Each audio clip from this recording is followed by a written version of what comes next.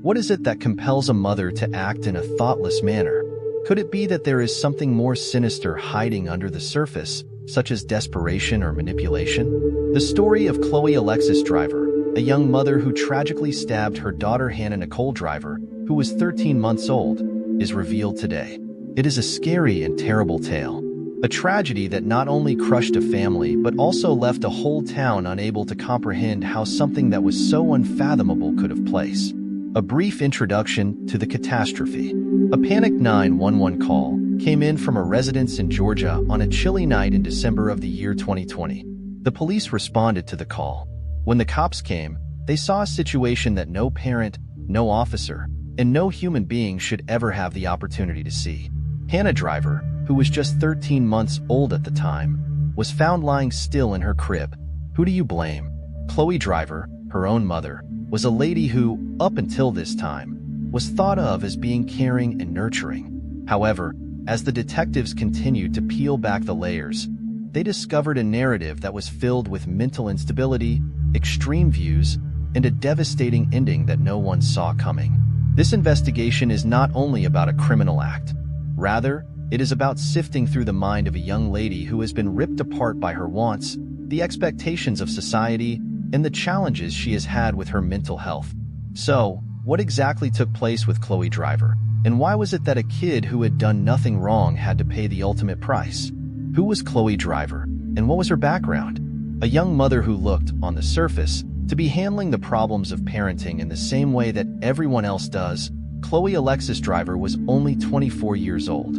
Those who knew her characterized her as a lady who was reserved, contemplative, and in love with her daughter. Chloe, however, was struggling with unknown monsters behind closed doors, and no one completely understood her.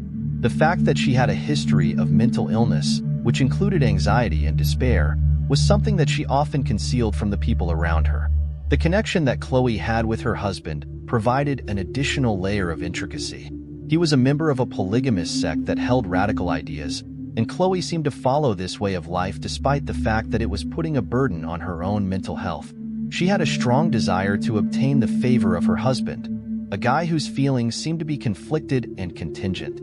This need for acceptance, in conjunction with the challenges she had with her mental health, would bring about a tragic event that would be catastrophic. It was a day of destiny. The morning of December 20th, 2020, dawned peacefully over the Driver family, a morning that seemed nothing out of the usual in a tiny village in Georgia. Chloe Driver, who was 24 years old at the time, was at home by herself with her infant daughter, Hannah Nicole Driver, who had just started to make the adorable babbling noises that are characteristic of early speaking. The cold of winter lingered in the air, and Christmas decorations dotted the streets of the neighborhood. This was a striking contrast to the unimaginable events that were about to take place behind Chloe's closed doors. Afterwards, neighbors reported that earlier in the day, there did not seem to be any problems. Chloe, who kept to herself and was renowned for her introversion, had not triggered any alarms. There was nothing out of the ordinary on her social media accounts. It was simply old pictures of Hannah grinning while wearing a pink onesie. Chloe, on the other hand, had a day that was everything but everyday. A tempest was developing inside of her head at the time. According to reports, Chloe missed breakfast that morning and spent the whole of the day pacing about the tiny living room, her mind going in completely different directions. She was overcome with anxiety, and waves of hopelessness slammed into her with increasing force and velocity as the hours passed. At a later time, she disclosed to the authorities that she was experiencing feelings of being suffocated by the weight of her circumstances. In addition to being emotionally unavailable and critical of her parenting, her polygamous spouse had become emotionally distant. Not just as a wife, but also as a mother, she was under the impression that she was failing. While Hannah was soundly sleeping in her crib, Chloe's thoughts reached a point where they were about to explode. It is still unknown what precisely prompted her to take action. However, investigators hypothesized that it was the confluence of her long-standing mental illness and her involvement in the radical views of the polygamous sect that her husband was a member of. Chloe subsequently disclosed that she had been preoccupied with feelings of inadequacy and illusions, and that the only way to rescue herself and, in some way, her daughter was to make a choice that no one could comprehend. Around 2 o'clock in the afternoon, Chloe made her way inside the nursery, an environment that ought to have been filled with love, tales to tell before sleep, and laughing turned out to be the scene of unimaginable brutality. Chloe stabbed Hannah numerous times with a kitchen knife. Hannah was hospitalized. In order to show respect for the family, the precise number of wounds has not been made public. However, the assault was characterized as being both quick and severe. It seemed as if Chloe went into a state of shock immediately after the deed that she had committed. It was stated that she was grieving while sitting on the floor next to Hannah's crib, hugging a photograph of her baby as tears flowed down her cheeks. During the undetermined period of time that she remained there, the only thing that broke the silence in the room was the sound of her silent cries. Chloe took up her phone at some point and dialed the emergency helpline number. The records kept by the dispatcher suggest that Chloe confessed practically quickly after the incident. The tone of her speech was monotonous and disconnected, as if she were telling the acts of another person. It was her who said, "I hurt my baby. She is not taking a breath." Following their arrival, the first responders found themselves confronted with a frightening sight. When the police arrived, they saw Chloe sitting on the floor of the nursery with her legs crossed and clutching Hannah's photograph in one hand while carrying the murder weapon in the other. She did not put up any resistance to being arrested. She told the cops, "I know what I've done," which gave the impression that she was content with her situation. "Just get rid of me, please." During the time that Hannah's dead corpse was being transported out of the house, the neighbors started to congregate on the street. The bright lights of emergency vehicles were now obscuring the cheerful Christmas decorations that they had been decorated with. When the truth of the tragedy became apparent, the whispers that had been heard transformed into shouts of incredulity. Hannah Nicole Driver, a beautiful young girl who had her whole life ahead of her, had passed away. Chloe contacted 911 after the crime and admitted to what she had done. The consequences, Chloe's confession was made. It was said that her voice was calm but had a hint of melancholy in it, as if she had already accepted the consequences of her actions. Chloe was seen carrying a snapshot of Hannah when she was seated on the floor when the authorities came. She did not put up any fight and submitted. All in the community was taken aback. How could anything like this take place?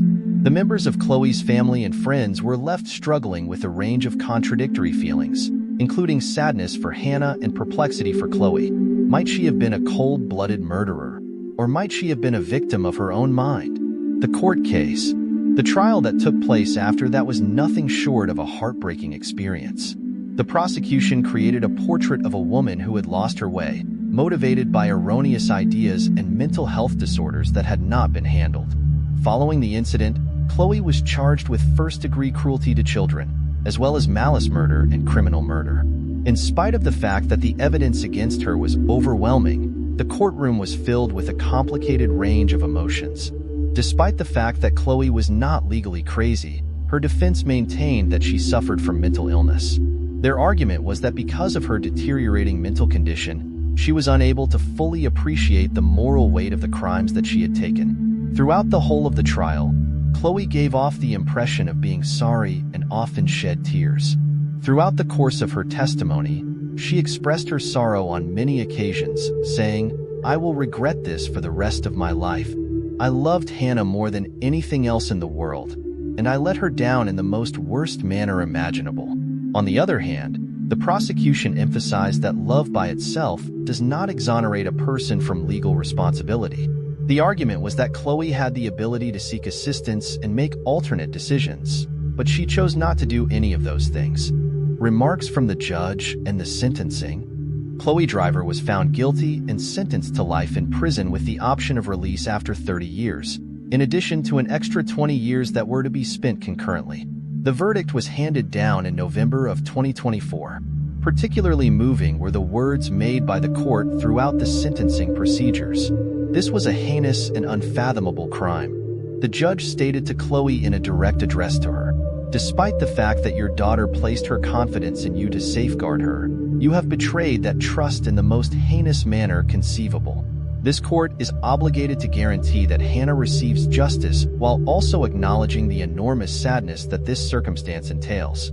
Various responses were received in response to the phrase. While there were many who considered that justice was done, there were others who argued that Chloe's mental health difficulties should have resulted in a different choice. Reactions from the community and the nation. Uncertainty was spread across the town and beyond as a result of the case. Chloe's experience was used by many who advocated for mental health reform as a crystal-clear illustration of the deficiencies that exist in mental health treatment. It is possible that this tragedy may have been avoided if Chloe had been given the assistance that she needed. Some individuals centered their attention on the polygamist organization and the extreme ideals that it held, and they questioned whether or not Chloe's surroundings contributed to her instability. In addition, organizations that work to prevent child abuse have come together in support of the case, using it as a sharp reminder of the significance of identifying and resolving indicators of distress in caregivers before it is completely too late. Some thoughts regarding the case. The case of Chloe is a heartbreaking tapestry of love, sorrow, and issues with mental health all woven together. Because of this, we are compelled to address unsettling concerns about the manner in which society deals with mental illness, the stress of parenting, and atypical family relationships. Was Chloe only a victim of the circumstances in which she found herself, or did she make a deliberate decision in the midst of a difficult time? These are questions that may never have answers that can be considered conclusive. What is left, on the other hand, is the legacy of a little girl who was never given the opportunity to mature. Hannah Nicole Driver's life was cut short, but her memory stands as a reminder of the innocent lives that are at danger when society structures fail to act. Hannah Nicole Driver's life was terminated prematurely. Request for action from the audience. Before we come to a close, I would want to bring to everyone's attention the fact that tales such as this one highlight the need of seeking assistance when you or someone you know is experiencing difficulties. The struggle for mental health is not one that you have to do on your own. Support should be sought out if you or anyone you know is struggling with issues related to mental health concerns. If you have the correct assistance, there are resources accessible, and there is no challenge that is too enormous to tackle. Please take into consideration subscribing to our channel if you found this instance to be moving. Not only do we cover in-depth true crime stories like this one, but we also report them with the intention of inspiring change. I propose that we collaborate in order to guarantee that a narrative similar to Hannah's will never be repeated. The finishing line. After that, I would want to thank you for watching, and I will see you again soon.